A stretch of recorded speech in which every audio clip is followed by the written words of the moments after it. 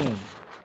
तो सबसे पहले समझिए पहला factor, resistance of a wire is directly proportional to the length of the wire या length of the conductor. Length of wire और conductor, resistance is directly proportional to the length of the wire और length of the conductor. क्या मतलब? जितना wire की length ज्यादा होगी resistance भी ज्यादा होगा। पूछो क्यों? देखो क्यों? जितनी ज्यादा लेंथ होगी उतना ज्यादा कोलिजन, उतने ज्यादा इलेक्ट्रॉन्स होंगे और उतना ज्यादा कोलिजन होगा। बोलो हाँ कि ना?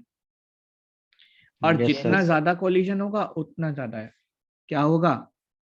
रेजिस्टेंस। Resistance. सिंपल, बहुत सिंपल। जिसने ये समझ लिया कि रेजिस्टेंस का रीजन क्या है, कारण क्या है, वो मेन रीजन क्या है कि जितने ज्यादा कोलिजन होंगे फ्री इलेक्ट्रॉन्स के आपस में या पॉजिटिव आयंस से या वॉल्स ऑफ द कंडक्टर से, उतना ज्यादा रेजिस्टेंस होगा। अब आपको मैं एग्जांपल दे रहा हूं ये कि भाई एक तो तार है इतना, ये वायर मान लेते हैं, और एक वायर इतना बड़ा है। तो एक तो मार्कर वाला मान लेते हैं कि ये वायर हो गया हमारा, और कहाँ जा रहा भाई, ये रहा। और एक वायर ये है मान लीजिए हमारा, यहाँ से लेके नीचे तक। तो सवाल उठता है कि किसमें ज्यादा इलेक्ट्रॉन्स होंगे? छोटे तार में होंगे, ऐसे मान लीजिए एक ये वायर है वाले वायर और एक ये वायर है। सब बड़े वाले एक वायर ये, एक वायर ये। तो इस वायर, ये सब बड़े वायर वाले छोटा है, शॉर्ट वायर है, ठीक है, शॉर्ट कंडक्टर है। ये लॉन्ग वायर है। तो जितनी ज्यादा लेंथ होगी उतने ज्यादा इलेक्ट्रॉन्स होंगे, और जितने ज्यादा फ्री इलेक्ट्रॉन्स होंगे उतना ज्यादा कोलिजन होगा, और जितना ज्यादा कोलिजन होगा उतना ज्यादा रेजिस्टेंस होगा। बोलो समझ आया कि नहीं? Yes sir. Yes, sir. उसके बाद नंबर 2, थोड़ा अलग अलग करके बता रहा हूँ। रेजिस्टेंस ऑफ अ कंडक्टर और a wire is directly proportional to the temperature of the wire. क्या मतलब? कि जितना ज्यादा टेम्परेचर राइज होगा वायर का, राइज इन टेम्परेचर होगा, जितना ज्यादा टेम्परेचर बढ़ेगा वायर का, उतना ज्यादा जो ये फ्री इलेक्ट्रॉन्स हैं इनकी काइनेटिक एनर्जी बढ़ेगी। बोलो हाँ के ना? और जितनी ज्यादा इनकी काइनेटिक एनर्जी बढ़ेगी उतना ज्यादा कोलिजन होगा। बोलो हाँ के ना? Yes. और जितना ज्यादा कोलिजन होगा उतना ज्यादा रेजिस्टेंस होगा। बोलो हाँ के ना? यस देखा? Yes, sir. जितना ज्यादा टेम्परेचर बढ़ेगा उतनी ज्यादा काइनेटिक एनर्जी इंक्रीज होगी। किसकी? फ्री इलेक्ट्रॉन्स की। और जितनी ज्यादा फ्री इलेक्ट्रॉन्स की काइनेटिक एनर्जी इंक्रीज होगी उतना उनका कोलिजन बढ़ेगा। जितना उनका कोलिजन बढ़ेगा उतना उनका रेजिस्टेंस बढ़ेगा। क्लियर है? Yes sir. इसी वजह से Yes. मैंने ये कहा था कि जो हम रियोस्टेट बनाते हैं, रियोस्टेट बनाते हैं वो कांस्टेंट है इनका या मैग्नेनाइन का बनाते हैं। क्यों? क्योंकि इनका रेजिस्टेंस टेम्परेचर के साथ वेरी नहीं करता। बात समझ आई कि नहीं आई? Yes sir. Yes, sir. इनका रेजिस्टेंस टेम्परेचर के साथ वेरी नहीं करता, यानी इनका रेजिस्टेंस टेम्परेचर के साथ चेंज नहीं होता। और जब इनका रेजिस्टेंस टेम्परेचर के साथ चेंज नहीं होता, टेम्परेचर इंक्रीज हो या डिक्रीज हो, इनके रेजिस्टेंस पे कोई फर्क नहीं पड़ता। ये ध्यान रखिएगा। एक बार फिर से रिपीट कर रहा हूँ कि जो रियोस्टेट है उसका जो वायर होता है मैग्नेनाइन या कांस्टेंटाइन का इसलिए बनाया जाता है क्योंकि इनका रेजिस्टेंस कांस्टेंट रहता है, ये टेम्परेचर में चेंज होने के साथ चेंज नहीं होता। क्लियर है सबको? Yes, sir. Yes, sir. तो 2 फैक्टर अभी हमने पढ़े। हाँ आनंद बोलो। सर जो वायर में टेम्परेचर इंक्रीज होगा वो तब होगा ना जब उसमें ज्यादा करंट फ्लो करेगा। नहीं, अभी फिर वहीं से current, heating effect of current रोक लो अभी, थोड़ी देर रोको उसको। अभी सिर्फ टेम्परेचर की बात चल रही। किसी भी तरह से जब टेम्परेचर इंक्रीज होगा किसी भी वायर का, टेम्परेचर इंक्रीज होने की वजह से उसके मॉलिक जो उसके फ्री इलेक्ट्रॉन्स हैं उनकी काइनेटिक एनर्जी इंक्रीज होगी। उनकी काइनेटिक एनर्जी इंक्रीज होगी तो कोलिजन बढ़ेगा, कोलिजन बढ़ेगा तो रेजिस्टेंस बढ़ेगा। ठीक है, Okay, sir. उसे भी बताऊंगा मैं हीटिंग इफेक्ट ऑफ करंट को, बेफिक्र रहो। इसके बाद आता है तीसरा पॉइंट हमारा, तीसरा आता है रेजिस्टेंस ऑफ अ कंडक्टर और a wire is inversely proportional to area of cross section. Area of cross section की जो रेजिस्टेंस है किसी भी वायर का, वो इनवर्सली प्रोपोर्शनल है एरिया ऑफ क्रॉस सेक्शन के। तो सपोज करिए ये कोई कॉपर का वायर है, ये आगे का सर्फ जो फेस है इसका, या पीछे वाला जो फेस होगा वो सर्किल की शेप का होगा। और हमने आपको मैथ्स में एरिया ऑफ क्रॉस सेक्शन बहुत अच्छे से पढ़ाया है। तो इस सर्किल का जो एरिया ऑफ क्रॉस सेक्शन का फॉर्मूला होगा वो होगा पाई आर स्क्वायर। बोलिए हाँ के ना? Yes, sir. Yes, sir. बात ध्यान से सुनिए, पाई आर स्क्वायर। अब पाई तो कांस्टेंट होता है, पाई की वैल्यू या तो 22/7 या 3.14 होती है। बचा क्या? रेजिस्टेंस के लिए आर। आर का मतलब है यहाँ पर radius of wire. Radius of wire से मतलब है हमारा थिकनेस ऑफ वायर से, थिकनेस ऑफ वायर। यानी हम ये भी कह सकते हैं कि जो रेजिस्टेंस है किसी भी वायर का या कंडक्टर का, वो इनवर्सली प्रोपोर्शनल है उसकी थिकनेस के। क्या मतलब? मतलब ये कि हमारे पास सपोज कीजिए दो वायर है, एक ये वायर है कॉपर का, ठीक, इसकी रेडियस मान लेते हैं स्मॉल आर है, और एक ये वायर है सेम लेंथ का ही है, सेम मटेरियल है, दोनों वायर कॉपर के और सेम लेंथ है दोनों की, बस थिकनेस का फर्क है। माना कि जो इसकी रेडियस है वो कैपिटल आर है, यानी कैपिटल आर जो है वो बड़ी है थिकनेस स्मॉल आर के मुकाबले। मतलब ऐसे समझिए कि एक वायर मेरे पास ये है, मार्कर जैसा मैंने आपको दिखाया, इतना मोटा, बिल्कुल इतना ही मोटा, और एक वायर ऐसा है मेरे पास जो इस पेंसिल की निडल के बराबर है, इतना पतला है। बात समझ आई कि नहीं आई? बोलिए। Yes, sir. Yes, sir. अंतर समझ आया? मैं sir. समझाने की क्या कोशिश कर रहा हूँ? Yes, बोलिए। Yes. Sir. या कोई और एग्जाम्पल लूं? तो एक का एरिया क्रॉस Sir, सेक्शन मैं था समझ ना। गया। ध्यान से समझिए, एक मेरे पास ये वायर, ऐसा वायर है बहुत पतला, जितना पेंसिल की लिड है, आपको ये दिख रही है, लेड दिख रही है, नोक दिख रही है, इतना पतला वायर है। और एक वायर मेरे पास ये है, जैसा मार्कर मोटाई, जितना मार्कर की मोटाई है, जितना ये इतना है। अब आप मुझे ये बताइए कि दोनों में से पतला वायर कौन सा है और मोटा कौन सा है? थिकनेस किसकी ज्यादा और किसकी कम है? सर मार्कल Sir, वाली pencil मार्कर की की मार्कर की ज्यादा थिकनेस है। है और पेंसिल के लिड की स्मॉल है। यानी ये थिन वायर हो गया और ये थिक वायर हो गया। जैसे मैंने यहाँ पर एग्जांपल लिया, ये थिन वायर है और ये थिक वायर है। बात समझ आई यहाँ तक? अब भी नहीं आया तो ऐसे समझ लीजिए कि एक वायर तो मेरे पास ये है मार्कर जैसा, जैसा दिखाया मैंने आपको ये, और एक वायर ये। अब तो ठीक रहेगा कंपैरिजन में? Yes. Yes. Yes, sir. अब बताइए किसकी Yes. मोटाई ज्यादा लग रही है आपको, किसकी थिकनेस ज्यादा है? Sir, green marker. वाले Sir, या marker. मार्कर की थिकनेस? जी। अब एरिया ऑफ क्रॉस सेक्शन होता है ये फेस, जो ये चेहरा सामने दिख रहा है आपको गोल व्हाइट कलर का, ये इसे कहते हैं एरिया ऑफ क्रॉस सेक्शन। हमने बहुत डिटेल में पढ़ा है 9th में, अभी पढ़ा है कि नहीं Yes, पढ़ा sir. Chapter area of cross section का? Yes, बिल्कुल ये वाला फेस है। ये एक एरिया ऑफ क्रॉस सेक्शन इतना है, ये बड़ा वाला जिसकी रेडियस कैपिटल आर है, और एक एरिया ऑफ क्रॉस सेक्शन इतना सा है जिसकी रेडियस स्मॉल आर है। तो इसलिए ये इसकी थिकनेस कम है और इसकी थिकनेस ज्यादा है।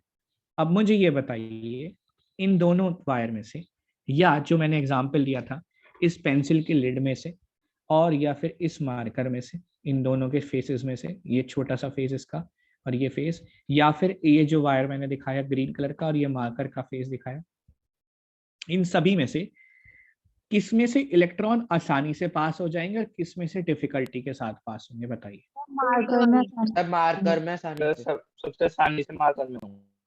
जी, समझने वाली बात यह है कि जैसे एक मंदिर में जा रहे हैं, मंदिर का रास्ता जो है छोटा है, भीड़ ज्यादा है, तो आपस में टकराएंगे लोग कि नहीं टकराएंगे, बताइए। Yes sir. Yes, sir. Yes. बिल्कुल उसी तरह से जब वायर पतला होगा, थिन वायर होगा, और इलेक्ट्रॉन्स के पास मूवमेंट के लिए रास्ता जो रेस्ट्रिक्टेड होगा, नैरो होगा, इसलिए उनका कोलिजन बढ़ेगा। बोलिए हाँ कि ना। Yes sir. और sir. कोलिजन बढ़ेगा तो रेजिस्टेंस बढ़ेगा। इसलिए पतले तार का रेजिस्टेंस ज्यादा होता है। जी हाँ, पतले तार का, थिन वायर का रेजिस्टेंस ज्यादा होता है compare to thick wire.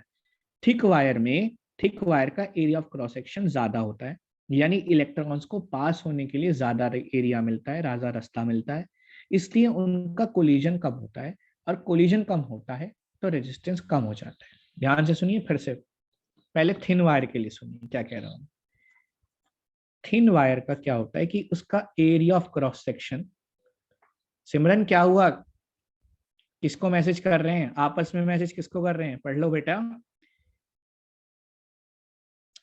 Thin wire की अगर हम बात करें तो थिन वायर का एरिया ऑफ क्रॉस सेक्शन कम होता है क्योंकि उसकी रेडियस कम है, और उसकी रेडियस कम है इसलिए उसका एरिया ऑफ क्रॉस सेक्शन कम है। एरिया ऑफ क्रॉस सेक्शन कम होने से इस जो कोलिजन होगा फ्री इलेक्ट्रॉन्स का वो बढ़ जाएगा, नंबर ऑफ कोलिजन्स बढ़ जाएंगे। नंबर ऑफ कोलिजन बढ़ जाएंगे तो रेजिस्टेंस बढ़ जाएगा। इसलिए हम कहते हैं resistance is inversely proportional to area of cross section. बात समझ आई बच्चों? Yes sir. Yes, sir. Yes sir. Secondly, जब हम बात करते हैं थिक वायर की, जब हम बात करेंगे यहीं पर करते हैं थिक वायर। थिक वायर में एरिया ऑफ क्रॉस सेक्शन ज्यादा होता है। एरिया ऑफ क्रॉस सेक्शन ज्यादा होने से जो नंबर ऑफ कोलिजन्स हैं वो कम हो जाते हैं क्योंकि इलेक्ट्रॉन्स को पास होने के लिए आसानी से जगह मिल जाती है, और इससे नंबर ऑफ कोलिजन कम होने से रेजिस्टेंस भी कम हो जाता है। बोलिए बच्चों, अगर आपको कोई डाउट है तो आप दोबारा पूछ लीजिए। मैं इस पे एम्फसाइज इसलिए कर रहा हूं इतना क्योंकि ये फैक्टर्स आने ही आने हैं। So it is clear. ठीक, तो ध्यान रखिएगा, वाइवा में अगर पूछा जाए कि a thin wire has more resistance और थिक वायर, तो आप कहेंगे thin wire has more resistance, thick wire has less resistance. Clear हो गया बच्चों? एक Yes, बार sir. फिर से रिपीट करता हूँ, लास्ट टाइम सुनिए। थिन वायर में क्या होता है कि एरिया ऑफ क्रॉस सेक्शन कम होता है, यानी बहुत बहुत छोटा रास्ता होता है इलेक्ट्रॉन्स के पास मूवमेंट के लिए, रेस्ट्रिक्टेड एरिया होता है, कम एरिया होता है। इससे क्या होता है, उनका जो आपस में कोलिजन है, नंबर ऑफ कोलिजन जो सफर होते हैं इलेक्ट्रॉन्स के द्वारा वो ज्यादा हो जाते हैं, बढ़ जाते हैं। एरिया ऑफ क्रॉस सेक्शन कम होने से नंबर ऑफ कोलिजन बढ़ जाते हैं, और नंबर ऑफ कोलिजन बढ़ने से रेजिस्टेंस बढ़ जाता है। वेरेन जब हम बात करते हैं थिक वायर की, तो थिक वायर का एरिया ऑफ क्रॉस सेक्शन ज्यादा होता है क्योंकि उसकी रेडियस ज्यादा होती है, और एरिया ऑफ क्रॉस सेक्शन ज्यादा होने से जो नंबर ऑफ कोलिजन्स हैं जो इलेक्ट्रॉन्स के हैं वो कम हो जाते हैं। इलेक्ट्रॉन आसानी से पास हो सकते हैं, इस एरिया से इलेक्ट्रॉन आसानी से पास हो सकते हैं बिना किसी ज्यादा धक्का मुक्की के, बिना ज्यादा कोलिजन के। और जब कोलिजन कम हो जाएंगे इलेक्ट्रॉन के तो उनका रेजिस्टेंस भी कम हो जाएगा। बोलिए बच्चों, समझ आया? Yes, sir. बच्चों, ये जो हमने 3 फैक्टर अभी पढ़े हैं, ये तीनों ही फैक्टर हमारे सीधे सीधे कोलिजन पे डिपेंड करते हैं। ध्यान रखिए, एक बार मैं फिर से रिपीट कर देता हूं कि resistance is directly proportional to the length of the conductor, resistance is directly proportional to the temperature of wire or conductor, and resistance is inversely proportional to the area of cross section. And all these 3 factors depend on resistance is inversely proportional to the number of collisions.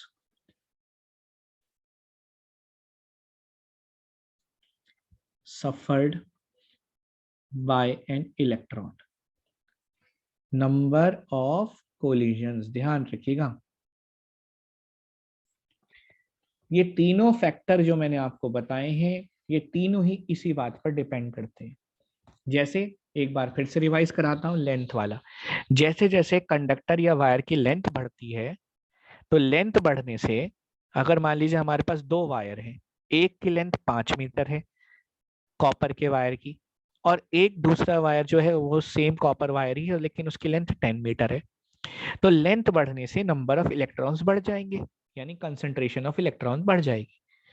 Number of electrons बढ़ जाएंगे, ध्यान रखिएगा, number of electrons increase हो जाएंगे, और जब number of electrons increase हो जाएंगे तो उनका कोलिजन भी बढ़ जाएगा। बोलिए हाँ के ना। यस।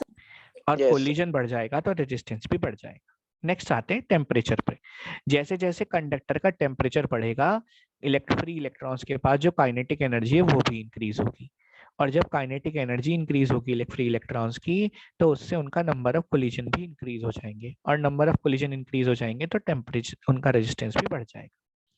तीसरा है resistance of wire is inversely proportional to the area of cross section of wire, यानी कि जितना पतला तार होगा, जितना थिन वायर होगा, उसका एरिया ऑफ क्रॉस सेक्शन उतना ही कम होगा, तो इलेक्ट्रॉन्स को पास होने के लिए रास्ता उतना ही कम मिलेगा, इससे उनका कोलिजन बढ़ जाएगा और रेजिस्टेंस बढ़ जाएगा। यानी थिन वायर या पतले तार का रेजिस्टेंस ज्यादा होता है।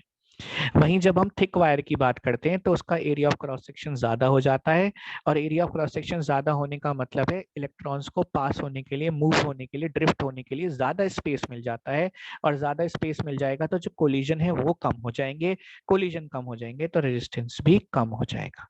तो थिक वायर का रेजिस्टेंस कम होता है, थिन वायर का रेजिस्टेंस ज्यादा होता है। हाँ आनंद पूछो, क्या पूछ रहे हो? सर आपने बोला कि सर अगर वायर की लेंथ बढ़ जाती है तो उसमें नंबर ऑफ इलेक्ट्रॉन्स भी बढ़ जाते हैं। हाँ, तो सर अगर वायर की थिकनेस बढ़ जाएगी तो सर उसमें भी तो नंबर ऑफ इलेक्ट्रॉन्स बढ़ जाएंगे। नहीं, मोटाई से मोटाई से उसके नंबर ऑफ इलेक्ट्रॉन्स बढ़ने से मतलब नहीं है। हमने लंबाई तो सेम रखी है, बात समझिए, हमने लेंथ सेम रखी है।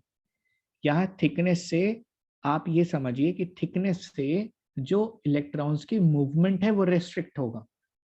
ये समझिए कि थिकनेस से इलेक्ट्रॉन्स के पास मूवमेंट के पास जो है वो रास्ता कम हो जाएगा। अगर आप ऐसे भी समझना चाहते हैं कि थिक वायर हो जाएगा तो उनके पास इलेक्ट्रॉन ज्यादा हो जाएंगे, ज्यादा होने से लेकिन रास्ता तो उतना ही ज्यादा बढ़ जाएगा ना।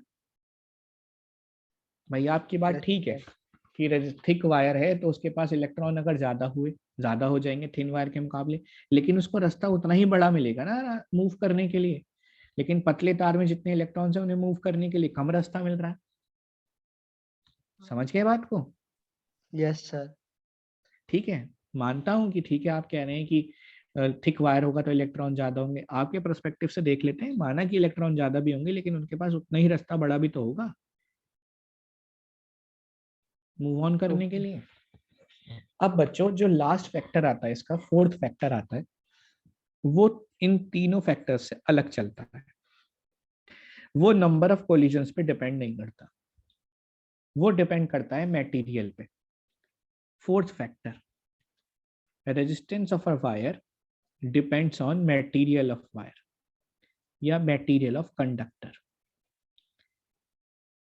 मटेरियल ऑफ कंडक्टर से क्या मतलब है हमारा बच्चों, बहुत ध्यान से समझिएगा। हम बेसिकली आप लोगों के लिए अब तक क्लास 8 और 9 तक हम कंडक्टर्स को या मटेरियल्स को दो तरह से डिवाइड करते आए हैं। एक को कहते आए कंडक्टर्स और एक को कहते आए हैं इंसुलेटर्स या नॉन कंडक्टर्स। बेसिकली मटेरियल तीन टाइप के होते हैं। सबसे पहले होते हैं कंडक्टर्स। कंडक्टर्स वो होते हैं जिन्हें आप कहते हैं कि वो गुड कंडक्टर्स, जो कहते हैं कि जो भाई ये गुड कंडक्टर है, जैसे सिल्वर, कॉपर, एल्यूमिनियम। आप कहते हैं भाई ये गुड कंडक्टर्स हैं। सवाल उठता है कि गुड कंडक्टर्स का मतलब क्या होता है। तो आपने क्लास 7 या 8 में बहुत डेफिनेशन रटी भी होगी और एग्जाम में लिखी भी होगी कि जो इलेक्ट्रिसिटी आसानी से पास करा दें उन्हें गुड कंडक्टर्स कहते हैं। याद है? या कंडक्टर्स कहते हैं, है ना? सर। जो इजीली इलेक्ट्रिसिटी को पास कर दे, यानी इजीली करंट पास कर दे, इलेक्ट्रिक करंट को पास करा दे। अब सवाल उठता है कि इजीली इलेक्ट्रिक करंट को कैसे पास करा देते हैं। बहुत ध्यान से सुनिए। चैप्टर के स्टार्टिंग में मैंने आपसे बताया था कि सारा का सारा खेल फ्री इलेक्ट्रॉन्स का होता है, याद है? Yes, sir. sir. अगर Yes, sir. किसी मटेरियल के पास ही फ्री इलेक्ट्रॉन्स ही नहीं होंगे, तो अगर फ्री इलेक्ट्रॉन्स नहीं होंगे तो उनका मूवमेंट नहीं होगा, उनका मूवमेंट नहीं होगा एक पर्टिकुलर डायरेक्शन में, तो करंट अपोजिट डायरेक्शन में फ्लो ही नहीं करेगी। याद आया आपको? Yes. Yes, sir. मैंने आपसे ये बताया था कि अगर direction of flow of electrons इस डायरेक्शन में है, direction of flow of electron इस डायरेक्शन में है, तो करंट उसके अपोजिट डायरेक्शन में चलती है। Yes, sir. याद आया कुछ? Yes, sir. Yes sir. अब अगर मैं आपसे ये कहने लगूं कि ये फ्री इलेक्ट्रॉन्स ही नहीं है मटेरियल के पास, तो क्या करंट फ्लो हो जाएगी? नो नहीं सर। होगी। No. इसका मतलब जब तक ये फ्री इलेक्ट्रॉन्स हैं तब तक करंट है, अगर ये फ्री इलेक्ट्रॉन्स नहीं है तो करंट भी नहीं है। बात समझ आई? Yes, sir. Yes, sir. Yes, sir. Yes, तो sir. मुद्दे की बात पर आइए। वो सभी मटेरियल जिनके पास maximum concentration of free electrons होती है, उन्हें हम गुड कंडक्टर्स कहते हैं। वो सभी मटेरियल्स जिनके पास maximum number of free electrons होते हैं, उन्हें हम गुड कंडक्टर्स कहते हैं, क्योंकि जितने ज्यादा फ्री इलेक्ट्रॉन्स होंगे उतनी ज्यादा हमें करंट अच्छी मिलेगी। बात समझ आई बात या नहीं आई? Yes, sir. और वो सभी मटेरियल्स जिनके पास maximum concentration of free electrons होते हैं और जिन्हें हम गुड कंडक्टर्स कहते हैं, जैसे मैंने अभी एग्जांपल दिया सिल्वर, कॉपर, एल्युमिनियम, इन सभी का रेजिस्टेंस कम होता है, less resistance, offer less resistance. ध्यान रखिएगा, जितने भी गुड कंडक्टर्स होंगे उनका रेजिस्टेंस कम होगा। यानी जो फोर्थ फैक्टर है मटेरियल ऑफ कंडक्टर या मटेरियल ऑफ वायर, जो रेजिस्टेंस डिपेंड करता है वो मटेरियल पे डिपेंड करता है। जो गुड कंडक्टर्स होंगे उनका रेजिस्टेंस लेस होगा। बात समझ आई कि नहीं आई? Yes, sir. Yes. Yes, sir. Next इसी के बाद आपने पढ़ा होगा इंसुलेटर्स। नेक्स्ट मटेरियल हमारा आता है इंसुलेटर्स।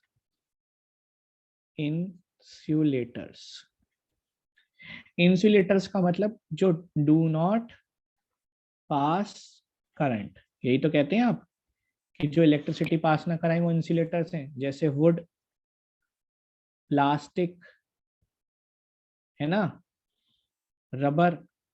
याद करे थे कि नहीं करे थे जूनियर क्लासेस में? Yes, sir. Yes, sir. समझ लेते हैं। वो सभी मटेरियल्स जिनके पास निग्लेजिबल या no concentration of free electrons होती है, उन्हें हम इंसुलेटर कहते हैं। वो ही इंसुलेटर्स कहलाते हैं। जब कंसंट्रेशन ऑफ फ्री इलेक्ट्रॉन्स बिल्कुल जीरो है ही नहीं, यानी फ्री इलेक्ट्रॉन्स ही नहीं है, नो फ्री इलेक्ट्रॉन। अब जब कोई फ्री इलेक्ट्रॉन ही नहीं है यानी चार्ज ही नहीं है, बोलो हाँ के ना। Yes, sir. और Yes, जब sir. चार्ज ही नहीं है तो क्या करंट आएगी? No current. No current. ठीक है, नो करंट। तो वो सभी मटेरियल्स जो करंट पास नहीं करा पाते, आप उन्हें इंसुलेटर्स कहते हैं। इंसुलेटर्स का हाई रेजिस्टेंस होता है, हाई रेजिस्टेंस, हाई रेजिस्टेंस। एक बार फिर से सुनिए, वो सभी मटेरियल्स जिनके पास negligible concentration of free electrons होती है, यानी उनके पास फ्री इलेक्ट्रॉन्स होते ही नहीं है। इसका मतलब जब फ्री इलेक्ट्रॉन नहीं है तो वो करंट पास नहीं कराते, उनका हाई रेजिस्टेंस कहते हैं। ध्यान रखिएगा। तो फोर्थ फैक्टर हमारा डिपेंड करता है मटेरियल पर। मटेरियल मैंने अभी आपको दो बताए, कंडक्टर्स। कंडक्टर्स के पास maximum number of free electron होते हैं, इसलिए उनका लेस रेजिस्टेंस होता है। दूसरा बताया मैंने आपको इंसुलेटर्स। इंसुलेटर्स के पास नो फ्री इलेक्ट्रॉन्स हैं, इसलिए उनका हाई रेजिस्टेंस होता है। याद रहेगा? Yes sir. अच्छा, इसके बाद तीसरी कैटेगरी भी आती है, थोड़ा सा बताऊंगा बस, सेमीकंडक्टर्स की। सेमीकंडक्टर्स, सेमीकंडक्टर्स होते इंसुलेटर्स ही हैं, लेकिन उसमें इम्प्यूरिटी मिलाई जाती है और इम्प्यूरिटी मिला के उन्हें कंडक्टेबल बनाया जाता है। सेमीकंडक्टर्स होते इंसुलेटर्स ही हैं, लेकिन हम उन्हें इम्प्यूरिटी मिला के कंडक्टेबल बना लेते हैं। ये इम्प्यूरिटी दो तरह की होती है, पेंटावेलेंट और ट्राइवेलेंट। ये आप पढ़ेंगे अपनी 11th 12th, 10th में भी नहीं पढ़ेंगे, मॉडर्न फिजिक्स में पढ़ेंगे। पेंटावेलेंट और ट्राइवेलेंट दो तरह की इम्प्यूरिटी मिलाई जाती है। आपने सेमीकंडक्टर्स में पढ़ा होगा जर्मेनियम के बारे में, सिलिकॉन के बारे में, Yes, sir. जिससे सोलर पैनल्स में इस्तेमाल होते हैं, सोलर सेल में इस्तेमाल करते हैं हम जर्मेनियम का या सिलिकॉन का। पढ़ा है? Yes, Yes. sir. Yes, sir. जी, हम उसकी बात कर रहे हैं। आइए अपनी बुक पर और इम्पोर्टेंट पॉइंट अंडरलाइन करिए। Factors affecting resistance of a conductor. Number 1, material of wire. सबसे लास्ट में बताया मैंने मटेरियल। मटेरियल अभी आपने दो तरह के, वैसे तो 3 तरह के पढ़ा दिए मैंने आपको, कंडक्टर्स, इंसुलेटर्स और सेमीकंडक्टर्स। तो फिलहाल हम बात करेंगे कंडक्टर और इंसुलेटर की। कंडक्टर्स के पास कंसंट्रेशन ऑफ फ्री इलेक्ट्रॉन सबसे ज्यादा होती है, इसलिए उनका रेजिस्टेंस कम होता है, जबकि इंसुलेटर्स के पास negligible number of free electrons होते हैं, negligible concentration of free electrons होती है, इसलिए उनका हाई रेजिस्टेंस होता है। अंडरलाइन करिए, the resistance of wire of same length and same area of cross section but of different material depending on their material. Good conductors having higher concentration of free electrons such as metals offer less resistance. Good conductor जैसे कि metal में जैसे silver, copper, aluminium, इनका resistance कम होता है। ठीक? Yes, sir. Yes sir. सबसे Yes. इंपॉर्टेंट पॉइंट है, ये चार पॉइंट हैं बेसिकली फैक्टर जो इफेक्ट करते हैं, ये सबसे अलग चलता है, मटेरियल पे डिपेंड करता है। जो अगर मैं आपसे पूछूं कि सबसे अच्छा गुड कंडक्टर कौन है, तो आप कहेंगे सिल्वर, उसके बाद कहेंगे कॉपर, उसके बाद एल्युमिनियम। जो आपके घरों की वायरिंग होती है वो कॉपर की होती है, पता है नहीं पता? Yes, sir. हाँ, Yes, sir. कॉपर वायरिंग होती है, उसमें कॉपर का इस्तेमाल करते हैं। ठीक है, फिर इसके बाद लेंथ ऑफ वायर पर आई, अंडरलाइन करिए, पहले पढ़ लेते हैं। The number of collisions suffered by the moving electron will be more if they travel a longer distance. जितना ज्यादा डिस्टेंस ट्रेवल करना पड़ेगा उतना ज्यादा कोलिजन होगा, यानी जितना वायर लंबा होगा उतना ज्यादा इलेक्ट्रॉन्स को डिस्टेंस ट्रेवल करना पड़ेगा, उतना ज्यादा कोलिजन होगा, और जितना ज्यादा कोलिजन होगा उतना ज्यादा रेजिस्टेंस होगा। तो अंडरलाइन करिए, longer wire offer more resistance than short wire, that is resistance of a wire is directly proportional to length of the wire. ये मैं बोल चुका हूँ, ऐसे लिख लीजिए, R is directly proportional to L। Next इसके बाद आता है area of cross section. In a thick wire, electrons get a larger area of cross section to flow as compared to thin wire. So underline करिए, a thick wire offer less resistance। Thick wire का resistance कम होता है, और thin wire, लिख लीजिए, thin wire offers more resistance. वैसे तो मैं लिखवा चुका हूँ नोट्स में। Resistance is inversely proportional to area of cross section. A का मतलब यहाँ पर है एरिया ऑफ क्रॉस सेक्शन। बोलिए, समझ आया? Yes, sir. Yes, sir. Yes, sir. ठीक है, थर्ड पार्ट,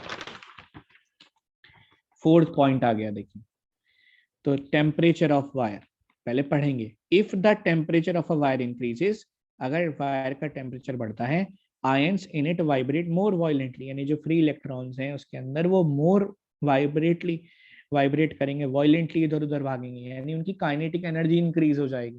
क्लियरली नहीं दे रखा, मैं पूरा डिटेल में बताया है मैंने कि जैसे जैसे वायर का टेम्परेचर बढ़ेगा वैसे वैसे जो फ्री इलेक्ट्रॉन्स हैं उनके पास काइनेटिक एनर्जी बढ़ेगी, और उनकी काइनेटिक एनर्जी बढ़ेगी तो उनका कोलिजन बढ़ जाएगा। As a result, the number of collision increases, hence the resistance of wire increases. The resistance of a wire increases with increase in temperature.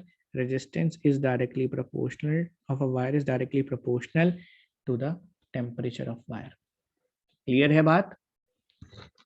Yes, Yes, sir. sir. तो बताइए कौन से 3 factor है जो साथ चलते हैं और फोर्थ वाला अलग चलता है?